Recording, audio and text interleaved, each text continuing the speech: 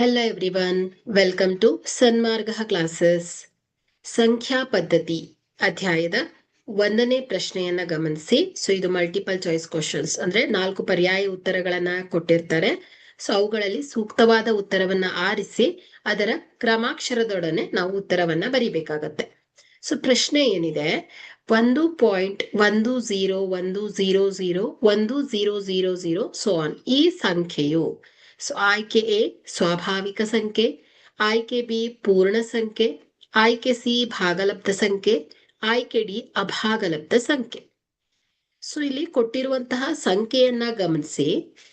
ಇದು ಒಂದು ಅಂತ್ಯವಲ್ಲದ ಮತ್ತು ಆವರ್ತವಲ್ಲದ ದಶಮಾಂಶವಾಗಿದೆ.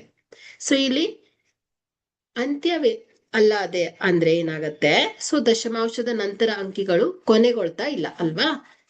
ನೋಡಿ, ದಶಮಾಂಶದ ಅಂಕಿಗಳು ಕೊನೆಗೊಳ್ತಾ ಇಲ್ಲ, ಕಂಟಿನ್ಯೂ ಆಗಿದೆ. ಆವರ್ತವಲ್ಲದ ಅಂದ್ರೆ ಯಾವುದೇ ನಿರ್ದಿಷ್ಟ ಅಂಕಿಗಳ ಗುಂಪು ಪುನರಾವರ್ತನೆ ಆಗ್ತಾ ಇಲ್ಲ ಇಲ್ಲಿ. ಅಂದ್ರೆ 1 0 1 0 0 1 0 0 ಈ ರೀತಿ ಬೇರೆ ಬೇರೆ ಗುಂಪುಗಳು ಬರ್ತಾ ಇದೆ. ಹಾಗಾಗಿ ಈ ನಿಯಮದಂತೆ ನಾವೇನ್ ಹೇಳ್ಬೋದು, ಇಂತಹ ಸಂಖ್ಯೆಗಳನ್ನ ನಾವು P/Q ರೂಪದಲ್ಲಿ ವ್ಯಕ್ತಪಡಿಸ್ಲಿಕ್ಕೆ ಸಾಧ್ಯ ಆಗಲ್ಲ. ಹಾಗಾಗಿ ನಾವು ಇಂತಹ ಸಂಖ್ಯೆಗಳನ್ನ ಅಭಾಗಲಬ್ಧ ಸಂಖ್ಯೆಗಳು ಅಂತ ಹೇಳ್ತೇವೆ. ಹಾಗಾದ್ರೆ ಕೊಟ್ಟಿರುವಂತಹ ಆಯ್ಕೆಯನ್ನ ಗಮನಿಸಿದ್ರೆ ಡಿ ಅಭಾಗಲಬ್ಧ ಸಂಖ್ಯೆ ಆಗತ್ತೆ. Okay, thank you.